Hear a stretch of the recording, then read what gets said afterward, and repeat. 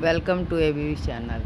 మన తెలుగు కవులు ఎంతటి గొప్ప కవులు చూడండి.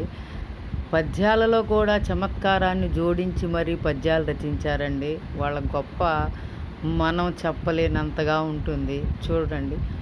వంగ తోట నుండు వరి మళ్ళలో నుండు జొన్న చేల నుండు చోద్యముగాను తలుపు మూల నుండు తల మీద నుండును దీని భావమేమి తిరుమలేశ.